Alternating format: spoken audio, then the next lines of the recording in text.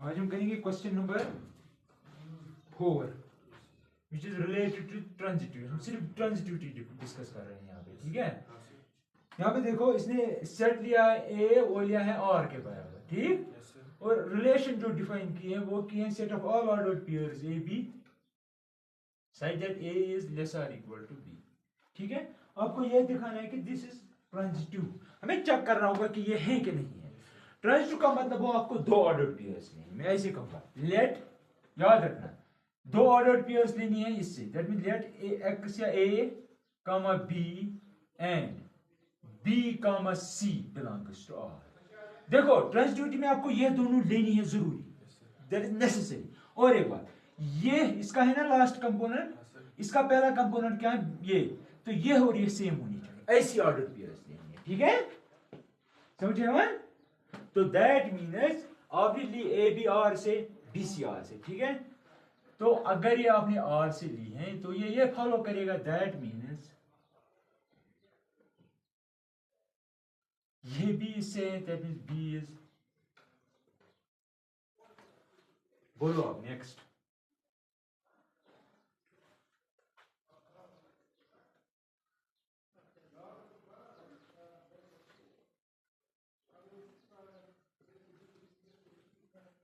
Right, लिखो ये सब जगह। देखो यहाँ पे मैं कह रहा हूं कि आपको दो ऑर्डर्ड पेयर्स लेनी जरूरी है। किसके लिए? ट्रांजिटिविटी के लिए। आपने लिया ना ए बी, ये भी आर से ली, बी सी भी आर से ली। मतलब जब भी ट्रांजिटिविटी डिस्कस करनी है दो लेनी ही लेनी है। ये बात याद रखो, transitivity is related to two ordered pairs, ठीक है। वो आपको खुद लेनी है, लेकिन ऐसी लेनी है कि इसका लास्ट और इसका फर्स्ट सेम होना चाहिए। तो दो बातें ट्रांजिटिविटी के साथ रिलेटेड है। एक तो ये कि दो ऑर्डर्ड पेयर्स लेनी है, लेकिन ऐसी लेनी है कि ये और ये सेम, हाँ ये सेम। और वहां से आपको ये आना चाहिए, वो आपको प्रूव करना पड़ेगा कि ये और ये कनेक्ट हो रहे हैं। अगर ये और ये कनेक्ट हो रहे हैं तो वो इसकी प्रॉपर्टीज को फॉलो करनी चाहिए। इसमें क्या प्रॉपर्टी है? ए इज लेस और इक्वल टू बी। तो आपने लिखा ए इज लेस और equal to b and b is less और इक्वल टू सी।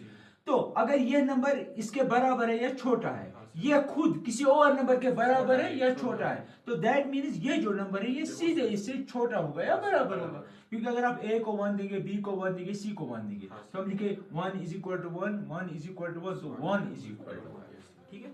तो एग्जाम्पल भी अगर आप चाहते हो ताकि आपको एक इंट्यूशन डेवलप हो, तो आप ऐसे लिख सकते हो 1, 2 एंड 2, 3 बिलोंग्स टू आर। क्योंकि 1 यहाँ पे फॉलो कर रहा है, this is lesser, and 2 is lesser equal to 3, that means 1 must be lesser equal, and it is, ये ट्रू है। तो क्योंकि ये जरूरी है, ये बातें याद रखनी पड़ेगी। हाँ, तो हमें कनेक्ट हो रहा है ये सब, है ना। तो that mean 1 is lesser equal to 3, तो मींस ये फॉलो हो रहा है। लेकिन ये जनरल बात है, ये तो एग्जांपल में लिखा, हम इस पे नहीं कंक्लूजन ड्रा कर सकते। तो with the help of this we can say that R is transitive, R is transitive, R is transitive, ठीक है। एक और क्वेश्चन है, क्वेश्चन नंबर 5 जो है और क्वेश्चन नंबर 2 जो है वो सेम है। देखो कैसे करूंगा मैं क्वेश्चन नंबर 5। ये एक बार फिर से a को R ही के बराबर ले रहा है, ठीक है। R means set of real numbers, और रिलेशन जो इसने डिफाइन की है वो है set of all ordered pairs a b such that a is lesser equal to b cube, a is lesser equal to b cube। तो अब क्या करेंगे ट्रांजिटिविटी के लिए? आप ये यहां से दो ऑर्डर्ड पेयर्स लेंगे। तो आप कहेंगे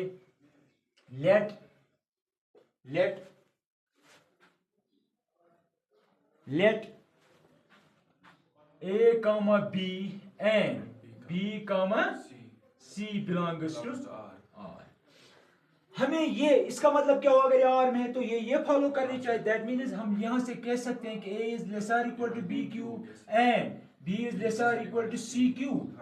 तो क्या हम यहां से कह सकते हैं कि a is lesser equal to c cube? ना, यहां पे सोचना पड़ेगा। जब भी पावर हो ना, कुछ स्क्वायर हो, क्यूब हो, फोर्थ हो, कुछ ना कुछ प्रॉब्लम होती है। हम ये चेक करेंगे क्या ये सही है कि गलत है। मुझे लगता है गलत है, मुझे चेक करना पड़ेगा। अगर मैं सही हूं तो मुझे एग्जांपल देना पड़ेगा। तो मैं कहूंगा सपोज ए में लूंगा 10 के बराबर, ठीक, बी में लूंगा 4 के बराबर, ठीक है। बी में, हाँ, सी में लूंगा 2 के बराबर, ठीक। अगर आप ए बी ले रहे हो, ए बी किसके बराबर, क्या बनेगा फिर 10 कामा 4। तो अगर ये आर में होगा तो इसका मतलब हुआ कि 10 must be less or equal to 4 cube, that is right, ठीक। क्योंकि 4 क्यूब आएगा, क्या बनेगा 4 4 16, 16 इंटू 4 क्या आएगा, वो इससे ज्यादा ही। अब दूसरी बात है, हम बी कामा सी लेंगे, बी कामा सी क्या बनेगा 4 कामा 2, ठीक है। And 4 is which employees 4 must be less or equal to 2 cube, that is 8, वो सच है। बट क्योंकि ये और ये सेम है, ए और सी भी फॉलो करना चाहिए, तो दैट इज 4 क्या 10, ए 4 10 है, सी है 2। तो अगर इट बिलोंग्स टू और दिस बिलोंग्स टू इफ, हाँ 10 is less or equal to 2 cube, that is 8, क्या वो सही है, no that's not, that which is impossible, आप कुछ भी लिख सकते हो अपनी लैंग्वेज में, which is impossible। अगर impossible ये है तो that means ये possible नहीं, क्योंकि एग्जांपल मैंने कंस्ट्रक्ट की, that means क्योंकि मुझे पहले ही पता चला, मुझे दिमाग में ऐसा था कि मुझे पता है अगर यहाँ पे कहा है, अगर ये है ना और यहाँ पे कुछ पावर है कुछ, तो प्रॉब्लम होती है, क्योंकि जब आप 2-4 क्वेश्चंस करेंगे आपको इंट्यूशन खुद ब खुद डेवलप होगा। तो दैट मींस अगर ये हो रहा, वी कैन नॉट से कि a इज लेस और equal to c cube, not always possible. हाँ, इसे बेहतर लिखना होगा मे और मे नॉट बी पॉसिबल, यानी कि कभी हो सकता है कभी नहीं हो सकता, मे और मे नॉट बी ट्रू, वो भी हो सकता है वो, क्योंकि मैथ्स में एक बात हमेशा याद रखना, क्योंकि you are a compound art student, that means you are going with maths, तो याद रखना मेरी बात कि मैथ्स में लैंग्वेज का होना बहुत जरूरी है। क्योंकि मैंने एक बार एक नेशनल एग्जाम दिया था CSIR नेट 2016 दिसंबर के अराउंड, हाँ, वहां पे लैंग्वेज प्रॉब्लम दी थी क्वेश्चन में, मैंने वो किया, मेरा कॉल पे हो रहा था, लेकिन जब मैंने एक्सपर्ट को चैलेंज किया, कोर्ट में भी गया मैं, तो उसने नहीं माना, उसने कहा नहीं मेरा ही सही है। लेकिन जब भी मैं किसी के पास जब वो कहता था कि आप सही हो, तो फिर उन्होंने नहीं माना, तो फाइनली वो एक्सपर्ट का ही मानते हैं, मेरी बात नहीं मानी। लेकिन इसीलिए मैंने यहाँ पे ऑलवेज काटा, क्योंकि मुझे लगा ऑलवेज में प्रॉब्लम है वो, तो लैंग्वेज शुड भी करिए, ठीक है।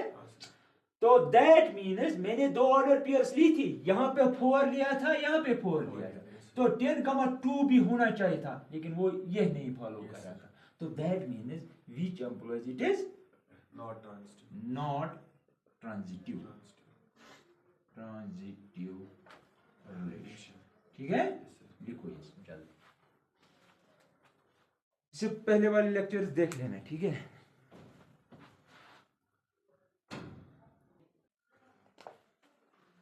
नेक्स्ट क्वेश्चन है क्वेश्चन नंबर 6। क्वेश्चन नंबर 6 कह रहा है कि आपके पास एक सेट है, उसमें 1 2 3 और आपकी जो रिलेशन है वो है, उसमें इसने ऑर्डर्ड पेयर दिया सिंपल 2, 1। ये कह रहा है क्या ये ट्रांजिटिव है, तो आपको क्या लेनी है, 2 ऑर्डर पेयर।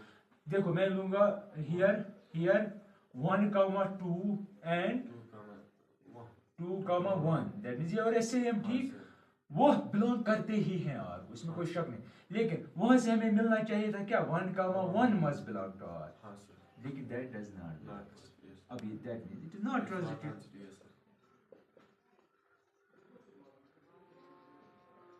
ठीक है। अब लिखो जल्दी जल्दी, क्वेश्चन नंबर 7।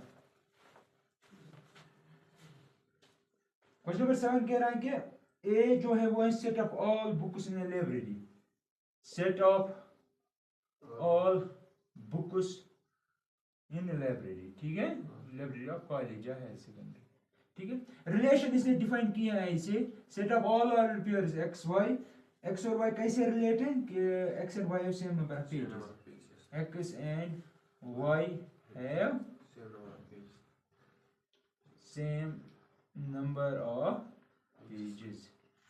अब देखो यहाँ पे फॉर ट्रांजिटिविटी हम क्या करेंगे, लेट शाबाश x comma y and y comma z belongs to तो अगर ये आर में है तो ये फॉलो करेगा। हाँ, सर। तो which employees X and Y have same number of pages, ठीक है। एंड अब देखो y कॉमा z भी इसी में एंड, तो y and z have same number of pages, ठीक है। अब देखो अगर x और y के सेम नंबर ऑफ पेज है, फॉर एग्जांपल x है, x कोई बुक है, y कोई बुक है, इसमें भी 10 पेज है, इसमें भी 10 पेज है, लेकिन at the same time y और z में सेम पेज है, क्योंकि y के पास ऑलरेडी 10 पेजेस थे, तो z में भी 10 पेज होंगे। तो a के पास x के पास 10, y के पास 10, z के पास 10, तो दैट मींस x और z आपस में रिलेटेड है। तो we can say that x and z, x and z have also same number of pages, ठीक है। अगर इसमें है तो ये प्रॉपर्टी फॉलो करें, दैट मींस यहाँ पे आएगा x z belongs to r, which implies x comma z belongs to r, implies r is transitive relation, ठीक है। नेक्स्ट है क्वेश्चन नंबर 8। क्वेश्चन नंबर 8 कह रहा है कि आपके पास एक सेट है, इसमें 1 2 3 4 5, राइट। तो रिलेशन इसने डिफाइन की है, set of all order pairs a comma b such that mod of a minus b is even number, is देख लेना, ये रिलेशन है, ऑर्डर पेयर से फॉलो कर रही है ये प्रॉपर्टी। तो इसका मतलब ये भी हुआ कि a and b are related by this way, by this relation, ये इनके दरमियान रिश्ता है। तो हम कहेंगे let a comma b and b comma c belongs to r। अगर ये इसमें है तो ये फॉलो करेगी, which implies mod of a minus b and mod of b minus c और even, ठीक है। अगर ये इवन है, अगर ये इवन तो वो ऐसे नहीं लिख सकते, हमें प्रूव करना पड़ेगा mod of a minus b is even। मैं लिखूंगा therefore mod of, अगर ये इवन है, ये इवन है, मतलब a minus b इवन है, b minus c इवन है, sum of two even numbers is even, तो मैं वही करूंगा, मैं लिखूंगा a minus b इवन है plus b minus c is even, ठीक है। क्योंकि ये माइनस से ये इसके साथ खत्म हो जाएगा, तो वहां बचेगा mod of a minus c is even, because sum of even numbers is even। क्योंकि आप ऐसे नहीं लिख सकते हो सीधे a minus c, तो फायदा ही नहीं, आपको प्रूव करना पड़ेगा, तो मैंने ऐसे प्रूव किया, ठीक है। तो mod of a minus c is even, तो जब भी ये प्रॉपर्टी दैट मींस ये हो रहा है फॉलो, लेकिन b की जगह हमें c आ रहा है, तो that means a comma c belongs to r, which implies a comma c belongs to r, which implies r is transitive relation, right। इसका एक और पार्ट है वो कर लेना। क्वेश्चन नंबर नहीं, इसका नहीं है, क्वेश्चन नंबर 9 देखो आप, क्वेश्चन नंबर 9 कह रहा है कि ए जो सेट है उसमें सारे आप इंटीजर्स लो, अगर x बिलोंग्स टू z है तो सारे इंटीजर है, लेकिन इसने ऊपर से कहा है कि 0 lesser equal to x lesser equal to 12, तो ये सेट बिल्डर फॉर्म है इसकी सेट की, हाँ नहीं 0 को इंक्लूड करें, 0 1 2 अप टू 12, ये है आपकी रोस्टर फॉर्म, हाँ रोस्टर फॉर्म में सेट बिल्डर फॉर्म। तो इसने रिलेशन दी है, रिलेशन इज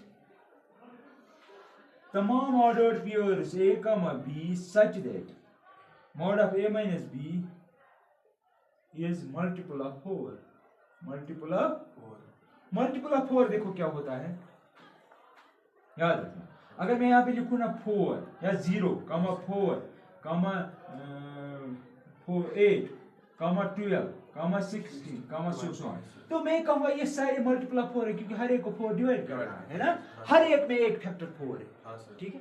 तो इसी तरह mod a minus b जो है ये 4 भी हो सकता है, 0 भी हो सकता है, 8 भी हो सकता है, 12 भी, लेकिन ये 6 नहीं हो सकता है, राइट, क्योंकि वो मल्टीपल ऑफ 4 नहीं है। अब देखो यहाँ पे आपको ये प्रूव करना है ट्रांजिटिव है, तो मैं क्या लिखूंगा, late a comma b and b comma c belongs to r, तो इसका मतलब हुआ ये खुद ब खुद फॉलो हो जाएगा, a minus b and b minus c is multiple of 4, multiple of 4।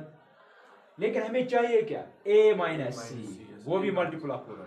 अब देखो यहाँ पे बच्चा, अगर ये मल्टीपल ऑफ 4 है, ये मल्टीपल ऑफ 4 है, अगर आप इनको सम करेंगे वो क्या बनेगा, that is also multiple of 4, है ना, मल्टीपल ऑफ 4, ये भी मल्टीपल ऑफ 4 है ना सारे, ये मल्टीपल ऑफ 4 था, ये मल्टीपल, अगर मैंने इनको सम किया वो भी मल्टीपल ऑफ 4, तो ये मल्टीपल ऑफ 4 है, ये मल्टीपल ऑफ 4, अगर इनको सम करूंगा मॉड के, तो therefore mod of a minus b plus mod of b minus c is equal to, ये और ये खत्म, तो that means a minus c by this property which employs this is multiple of 4। अगर ये है तो इसका मतलब हुआ a कमा c भी R में है, which implies R is transitive relation। लिखो चलो, spread on all this।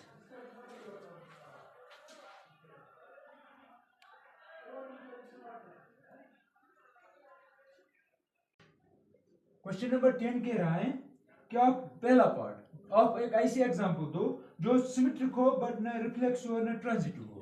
तो मैं एक रिलेशन ऐसे बनाऊंगा, उसमें ए सेट लूंगा फॉर एग्जांपल 1,2,3, ठीक है, तो मैं लिखूंगा 1,1 क्योंकि रिफ्लेक्स होनी चाहिए, है ना, 2,2 3,3, तो हो गया रिफ्लेक्सिविटी का मसला। फिर लिखूंगा 1,2 2,3, राइट, बस इतना ही, ठीक है। अब देखो ये और ये हैं, बस इतना सफिशिएंट है क्योंकि 1 1 2 2 3 3 है इसमें, तो this is symmetric, right, this is symmetric. अब देखो क्या ये रिफ्लेक्सिव है, सॉरी दिस इज रिफ्लेक्सिव, क्या ये सिमेट्रिक है, this is not symmetric. Symmetric का मतलब हुआ क्योंकि 1 1 का उल्टा भी 1 1 ही होता है, वो है इसमें, 2 2 का उल्टा भी 2 2 है, 3 3 का उल्टा भी, लेकिन 1 2 जो है इसमें that belongs to R, but 2,1 does not belong to R, so that means which implies not symmetric, not symmetric। अब दिखाऊंगा मैं नॉन ट्रांजिटिव, नॉट देखो नॉन ट्रांजिटिविटी के लिए मैंने लिया फॉर एग्जांपल, मुझे हर एक पेयर ऑफ ऑर्डर पेयर्स के लिए होना चाहिए, मुझे पता है फॉल्ट यहाँ पे 1,2 एंड 2,3 बिलोंग्स टू R। देखो ये और ये सेम, 1,3 है इसमें, does not belong to R, implies this is not transitive। Question number 11 कह रहा है कि A जो है वो है set of all points in plane, set of all points in XY plane, XY plane means infinite board है आपके पास। तो रिलेशन इसने इसी सेट पे डिफाइन की है, वो है set of all P, Q such that distance, d means distance of P from origin is equal distance of Q from origin। तो जो भी ऑर्डर पेयर देंगे वो ये फॉलो करना चाहिए, ठीक है। तो फिगर में ऑलरेडी प्रीवियसली बना चुका हूं, अगर फॉर एग्जांपल P यहाँ पे है, ये P है, ये origin है, तो यहाँ पे फॉर एग्जांपल Q है, ये जो डिस्टेंस है और ये जो डिस्टेंस है यहाँ से यहाँ तक वो सेम है, ठीक है।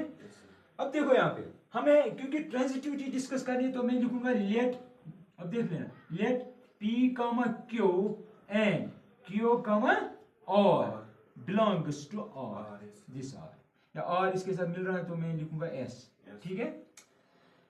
तो इसका मतलब हुआ कि distance of P from origin is equal to distance of Q from origin, and अब इस पे जाएंगे, distance of Q from origin is equal distance of S from origin. अब देखो ये इसके बराबर है लेकिन ये खुद यहाँ पे है, वो इसके बराबर है, तो इसका मतलब क्या हुआ, ये इसके बराबर है, ये खुद इसके बराबर, तो इसका मतलब हुआ distance of P from origin is equal distance of S from origin, right. क्योंकि जो ये फॉलो करेगा वो ऑर्डर पेयर इसमें होगी, तो इसका मतलब हुआ P और S भी इसी में होंगे, तो that means which employees P, S, मैं उसी हिसाब से काम कर रहा हूँ, एम्प्लॉइज R इज ट्रांजिटिव। अब आप कहेंगे सर आपने तो दो ही ऑर्डर पेयर्स लिए, उसी पे चेक किया, हमें तो हर एक पे चेक करना है, लेकिन ये आर्बिट्री है, ये आर्बिट्री ऑर्डर पेयर्स है, आर्बिट्री का मतलब मैंने कोई एग्जाम्पल 1 2 थोड़ी ही लिखा है, ठीक है, आर्बिट्री लिया है। ये बात आर्बिट्री आपके जीवन में मतलब आपकी लाइफ में that is going to be very crucial, it is going to play a very crucial role in your life, क्योंकि आपको चीजें प्रूव करनी होती है, वहां पे आर्बिट्री ही लेते हैं। अब देखो क्वेश्चन नंबर 12, क्वेश्चन नंबर 12 कह रहा है कि ए है set of all triangles in plane, set of all triangles in plane, ठीक। तो रिलेशन इसने डिफाइन की है, इसमें लिए हैं ऑर्डर्ड पेयर्स T1, T2। अब देख रहे हैं अच्छे तरीके से, सही से T1 ट्रायंगल जो है वो सिमिलर है T2 के, अच्छे से देखना, क्योंकि ट्रांजिटिविटी के लिए हमें दो ऑर्डर्ड पेयर्स भी, तो मैं लिखूंगा let T1, T2 and T2, T3 belongs to R, जो भी R में वो ये फॉलो करेगा, तो इसका मतलब हुआ T1 ट्रायंगल जो है वो सिमिलर होगा T2 के, एंड T2 बजाय खुद सिमिलर है T3 के। इसका मतलब क्या हुआ, ये इसको सिमिलर है लेकिन ये खुद इसको सिमिलर, इसका मतलब क्या हुआ, T1 T3 हाँ T1 जो है वो सिमिलर होगा T3 ट्रायंगल के, तो इसका मतलब क्या हुआ, तो ये हाँ दैट मीन इससे पहले T1, T3 बिलोंग्स टू, इसका मतलब हुआ R is transitive. Next 13th question, 13th question कह रहा है कि A जो है वो है set of all polygons in plane, ठीक है, set of all polygons in plane, ठीक है। पॉलीगन का मतलब हुआ सबसे स्मॉलेस्ट पॉलीगन है ट्रायंगल, ठीक है, it must be closed figure, क्या होनी चाहिए, closed figure, but it must contain at least 3 sides, ठीक है, इसमें ट्रायंगल भी आएगा, स्क्वायर भी आएगा, रेक्टेंगल भी आएगा, पेंटागन आएगा, हेक्सागन आएगा, हेप्टागन आएगा, सो ऑन, ठीक है। तो रिलेशन इसने इस तरह डिफाइन की है, P1, P2 ordered pair P1, P2 such that P1 and P2 have same number of sides, P1 and P2 have same number of sides,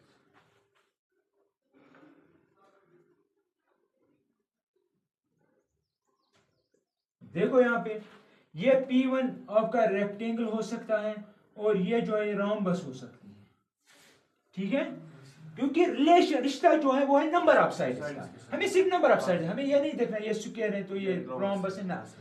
अब देखो अगर इसमें तो दैट मींस ये जो इनकी ऑर्डर पेयर बनाएगी वो R में होगी, तो मैं प्रूव करने के लिए कहूंगा let P1, P2 and P2, P3 belongs to R, जो भी R में है वो same number of sides share करेंगे, तो that means P1 and P2 have number of sides, same number of sides, क्योंकि ये भी इसी में है, and P2 and P3 have number of sides, same number of sides. अब देखो P1 और P2 के दरमियान फॉर एग्जांपल 3 साइड्स हैं, इसमें भी 3 साइड्स हैं, इसमें भी 3 साइड्स हैं, लेकिन इसके पास अगर 3 साइड्स हैं वो यहाँ पे भी हैं, P2 यहाँ, तो इसके पास 3 साइड्स हैं, तो इसके पास भी 3 साइड्स हैं, क्योंकि मैं यहाँ से ही कह रहा हूँ इनके पास सेम नंबर ऑफ साइड्स हैं, तो इसके पास 3, इसके पास 3, इसके पास 3, इसके पास, इसका मतलब हाँ that means P1 and P3 we are interested in that have same number of sides, same, क्योंकि वहां से हमें मिला ऑफ साइड्स, ठीक है, तो इसका मतलब हुआ P1, P3 belongs to R, which implies R is transitive, ठीक है, बस दैट इज इट। बाकी जो है कोई सवाल रहेगा, हाँ एक और बात, इक्विवेलेंस रिलेशन किसे कहते हैं, इक्विवेलेंस रिलेशन, तो मैं कहूंगा R is equivalence relation if it is number 1 reflexive, number 2 symmetric, and number 3 it must be transitive। जो भी ये 3 प्रॉपर्टी से उसको कहेंगे इक्विवेलेंस रिलेशन। डरना नहीं है, सब कुछ पे मैंने आपका होल्ड ग्रुप जो है बनाई है, तो यू कैन ट्राई दैट, ठीक है। तो इसके बाद एक और क्वेश्चन वो आप देख लें पैरेलल का, वो इजी है, तो दैट इज इट।